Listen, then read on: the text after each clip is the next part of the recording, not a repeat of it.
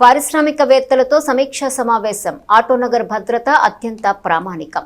తెనాలి తహసీల్దార్ భవిష్యత్తులో ఎటువంటి అగ్ని ప్రమాదాలు సంభవించకుండా ఆటోనగర్ ప్రాంతాన్ని అన్ని విధాలా సురక్షితంగా పరిరక్షించుకోవటం అందరి బాధ్యత అని తెనాలి మండల తహసీల్దార్ కెవి గోపాలకృష్ణ అన్నారు. రూరల్ మండలం సోమసుందరపాలెం గ్రామం ఆటోనగర్లో కార్మికులు పారిశ్రామికవేత్తలతో నిర్వహించిన సమావేశంలో తహసీల్దార్ అధ్యక్షత వహించి మాట్లాడారు. ఆటోనగర్ ప్రాంతాన్ని పరిరక్షించుకోవడం అందరి బాధ్యత అని, ఇటీవల జరిగిన అగ్ని ప్రమాదం నేపథ్యంలో సమీక్ష సమావేశం నిర్వహించినట్లు పేర్కొన్నారు.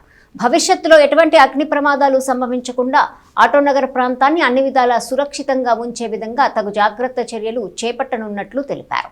ఆటోనగర్ ప్రాంతంలో అన్ని యూనిట్లకు సంబంధించిన ప్రామాణికాలపై పంచాయతీరాజ్, రెవెన్యూ, పోలీసు, అగ్నిమాపక శాఖ, ఏపీఐఏసీ, పరిశ్రమల శాఖల అధికారులతో సమగ్రమైన తనిఖీలు నిర్వహించబోతున్నట్లు తెలిపారు. పరిశ్రమలకు సంబంధించిన లైసెన్సులు, ఎన్ఓసీలపై అధికారులు దృష్టి సారించనున్నట్లు తెలిపారు. ఆటోనగర్ కార్మికుల కోసం చిన్న పరిశ్రమల నిర్వహణ కోసం మాత్రమే ఏర్పడిందని, గోదాములు, ముడి పదార్థాలు నిల్వలు నిర్వహణకు కాదని స్పష్టం చేశారు. పరిశ్రమల నిర్వహణ, కార్మికుల వేతనాలు, చెల్లింపులు, భద్రతా ప్రమాణాలను తెలిపే క్రమంలో గోప్యత పాటించవద్దని, వివరాల కోసం వచ్చిన అధికారులకు సహకరించాలని కోరారు. సమావేశంలో మండల అభివృద్ధి అధికారి Attota Deepti, Guntur zone manager A Vijayalakshmi, Guntur పరిశ్రమల విభాగం ఇన్స్పెక్టర్ టి రాజు, అగ్నిమాపక శాఖ అధికారి S Venugopalarao, rural SI Anand, Autonagar society president Suddhapalli Sivanageswararao, వ్యాపారవేత్తలు తోటకూర రమణారావు, షేక్ ఇస్మాయిల్ తదితరులు పాల్గొన్నారు. మొన్న మీకు అందరికీ తెలుసు, 26వ తారీఖు మరి ఇక్కడ అగ్ని ప్రమాదం జరిగింది ఆటోనగర్లో.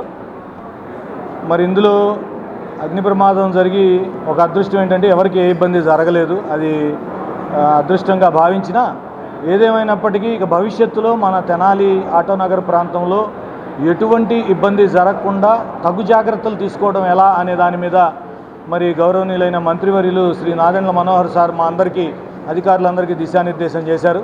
ఒక కాంప్రహెన్సివ్ ఆడిట్ లాగా, అంటే డోర్ టు డోర్ తిరిగి ఇప్పుడు సుమారు ఇక్కడ 428 బిజినెస్ ప్రిమిసెస్ ఉన్నాయి.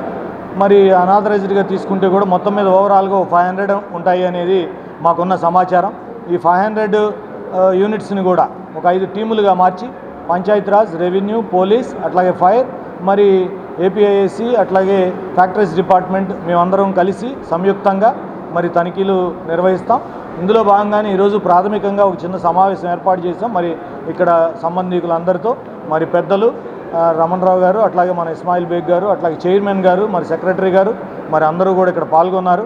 మన ఈ మీటింగ్ ముఖ్య సారాంశం ఏంటంటే, రేపటి నుంచి మన టీమ్స్ వచ్చినప్పుడు ఎవరో అపోహలకు గురయ్యి, లేకపోతే సమాచారం ఇస్తే ఏదో ఇబ్బంది వస్తుందేమో, లేకపోతే ఈ ఇండస్ట్రీ తీసేస్తారేమో, లేకపోతే ఇది నామ్స్కి అనుగుణంగా లేదని ఏదైనా ఇబ్బంది పెడతారేమో, అట్లాంటి అపోహలకు ఎవరు గురి కావద్దు. మనం ఈ కాంప్రహెన్సివ్ ఆడిట్ చేసి ఎక్కడెక్కడైతే సేఫ్టీ మెజర్స్ తీసుకోవాల్సిన అవసరం ఉందో, ఎక్కడెక్కడైతే పరిధికి మించి మనం స్టోర్ చేశామో అట్లాంటివి లేకుండా, ఫైర్ ఎక్స్టింగ్విషర్స్ పెట్టుకున్నారు కానీ దాన్ని ఆపరేట్ చేయడం చేత కాదు. మరి ఇట్లాంటి విపత్తులు వచ్చినప్పుడు మరి ఉన్న సిబ్బందికి కూడా సరైన ట్రైనింగ్ లాంటిది కూడా ముఖ్యం అనేది మా భావన. మరి మంత్రివర్యులు కూడా మాకు చెప్పింది ఏంటంటే, వీళ్ళందరికీ ఎక్విప్ చేయాలి నాలెడ్జ్తో. రేపు ఇట్లాంటి ఆపద సమస్య వచ్చినప్పుడు ఎదుర్కొనే విధంగా అందరూ సిద్ధమై ఉండాలి. మరి ఎక్కడెక్కడైతే చిన్నపాటి లోపాలు ఉన్నాయో వాటన్నిటినీ మనం అందరం కలిసి సరి చేసుకుందామని చెప్పారు. అందులో భాగంగానే రేపు ఎల్లుంట్లో ఒక 2-3 డేస్లో టీమ్స్ని ఫామ్ చేస్తాం. మరి వాళ్ళందరినీ సహకరించమని విజ్ఞప్తి చేశాం. అందుకు అనుగుణంగానే మరి సభ్యులందరూ పెద్దలు సహకరిస్తామని, అట్లాగే ఉన్న వాస్తవాలను కూడా చెప్తామని చెప్పారు. వారికి కూడా మరి హృదయపూర్వక నమస్కారాలు తెలియజేస్తున్నా. మా టీం అందరూ కూడా మరి రేపటి నుంచి ఈ పనిలో ఉంటారు. భవిష్యత్తులో తెనాలి ఆటోనగర్లో ఇట్లాంటి విపత్తులు జరగకుండా ప్రమాదం, ఆ స్మోక్ వల్ల, అగ్ని ప్రమాదం కంటే పొగ వల్ల ఎక్కువ మంది చనిపోయే ప్రమాదం ఎక్కువ ఉంటుంది. ఇప్పుడు హాస్పిటల్స్లో అనుకోండి 10 అంతస్తుల పేషెంట్స్ ఉంటారు, స్కూల్స్లో అనుకోండి చిన్నపిల్లలు ఉంటారు, ఇండస్ట్రీలో వర్కర్స్ 100 మంది ఇండస్ట్రీస్ వర్కర్స్ ఉంటారు. ఆ లోపల ఎక్కడన్నా ఫైర్ జరిగి బయటకు వచ్చే దారి మనకు తెలియకపోతే, ఇండస్ట్రీలో ఒక 20-30 మంది లోపల యూనిట్లో పనిచేస్తూ ఉంటారు. ప్యాకింగ్ యూనిట్ కానీ, మిషనరీ యూనిట్లో కానీ, హాస్పిటల్లో ఐసీయూలో 10 మంది 20 మంది ఉంటారు, స్కూల్స్లో పిల్లలు బయట ఫ్లోర్లో చాలామంది ఉంటారు. ఈ బట్టల షాపుల్లో కానీ పెద్ద షాపుల్లో లోపల చూడండి, ఒకటే స్టేర్ కేస్ పైన లోపల ఎక్కడ 100 మంది పనిచేస్తుంటారు. ఒక ఫైర్ జరిగిందంటే ఆ మొత్తం పొగ స్ప్రెడ్ అయిపోయి ఎటు పోవాలో తెలియదు. ఈ ప్లాట్ దేనికి అలాట్ అయింది, ఇక్కడ ఏం జరుగుతుంది అని మీరు పరిశీలిస్తే చాలా డిఫరెంట్గా మోర్ దాన్ 60% అన్నీ డిఫరెంట్గానే ఉంటాయి. వాటి జోలికి మీరు వెళ్లకుండా కేవలం సేఫ్ జోన్గానే మీరు ఆలోచించి, అలాగే సపోజ్ ఇప్పుడు మనం అనుకున్నది షార్ట్ సర్క్యూట్ అనుకున్నాం, ఒక షాప్కి మీరు వెళ్ళారు అంటే రేపటి గురించి చెప్పలేదు, ఫ్యూచర్లో కూడా తీసుకోవాల్సిన జాగ్రత్త. షార్ట్ సర్క్యూట్ అవ్వకుండా ఉండాలంటే వైరింగ్ సరిగా ఉండాలి, అంతా ఇన్సైడ్ పైపుల్లో ఉండాలి.